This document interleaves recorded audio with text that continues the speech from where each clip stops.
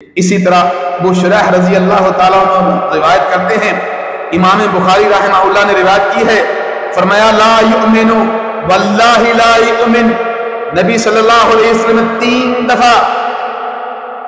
دفعہ قسم اٹھا کے کہا واللہ لا یؤمن واللہ لا یؤمن واللہ لا یؤمن۔ نبی علیہ السلام نے فرمایا اللہ کی قسم ہے بندہ مومن نہیں ہو سکتا، اللہ کی قسم بندہ مومن نہیں ہو سکتا، اللہ کی قسم بندہ مومن نہیں ہو سکتا۔ نبی صلی اللہ علیہ وسلم نے 3 دفعہ ایسا فرمایا، قیلا ومن یا رسول اللہ، اللہ کے رسول آپ کس بندے کے بارے میں ارشاد فرما رہے ہیں؟ نبی صلی اللہ علیہ وسلم فرمایا الذی لا یامن جارہ بوائقہ، ایسا بندہ مومن نہیں ہو سکتا کہ جس کے شر سے، جس کے برے اخلاق سے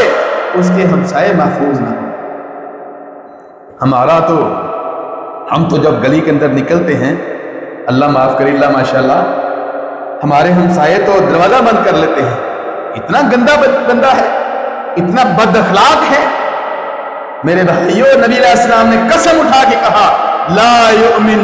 واللہ لا یؤمن واللہ لا یؤمن، ایسا بندہ مومن اللہ کی قسم نہیں ہو سکتا کہ جس کے شر سے اس کے ہمسائے محفوظ